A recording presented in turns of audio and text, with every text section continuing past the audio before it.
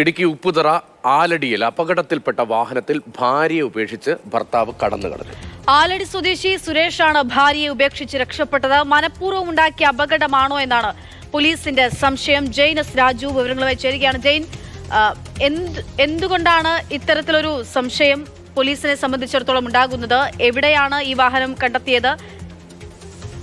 എന്താണ് സംഭവിച്ചത്?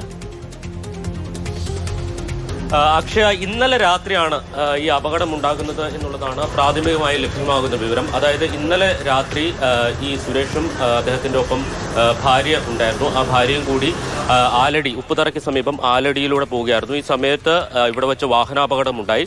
ഈ വാഹനം ഒരു താഴ്ചയിലേക്ക് മറിയുകയായിരുന്നു. അതിനുശേഷം ഈ അപകടത്തിൽ പരിക്കേറ്റ ഭാര്യയെ കാറിൽ ഉപേക്ഷിച്ച് ഈ സുരേഷ് അവിടെ നിന്ന് പോയി എന്നുള്ളതാണ് പോലീസ് പറയുന്നത്.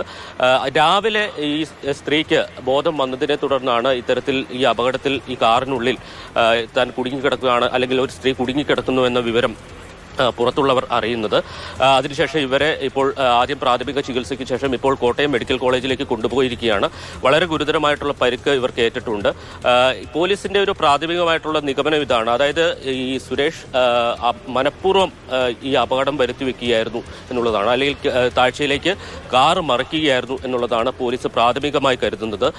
കാരണം ഇതിന് കാരണമായി പറയുന്നത് ഇവർ തമ്മിൽ ചില പ്രശ്നങ്ങളുണ്ടായിരുന്നു, കുടുംബ പ്രശ്നങ്ങളുണ്ടായിരുന്നു. ഈ യുവതി കുറച്ചുനാൾ പിണങ്ങി അവരുടെ വീട്ടിൽ പോയി നിൽക്കുകയായിരുന്നു. ഇവർ ലീഗലി മാരീഡ് ആണോ എന്ന കാര്യത്തിൽ പോലീസ് സംശയിക്കുന്നുണ്ട്. എന്തായാലും ആ ഒരു പ്രശ്നത്തെ തുടർന്ന് ഈ സുരേഷ് മനഃപൂർവ്വം ഈ കാറ് ഈ താഴ്ചയിലേക്ക് മറിക്കുകയായിരുന്നു എന്ന രീതിയിലാണ് പോലീസിന്റെ ഒരു പ്രാഥമികമായ ഒരു നിഗമനമുള്ളത്. സുരേഷ് ഇപ്പോൾ പോലീസിന്റെ കസ്റ്റഡിയിലുണ്ട്. ഇയാൾ പറയുന്നത് ഇയാളുടെ ഭാര്യ ബലം പ്രയോഗിച്ച് സ്റ്റിയറിംഗിൽ പിടിച്ച് വാഹനം വെട്ടിച്ചതാണ് എന്നുള്ളതാണ് അയാളുടെ വാദം. എന്തായാലും ഈ സുരേഷ് മദ്യലഹരിയിലാണ്.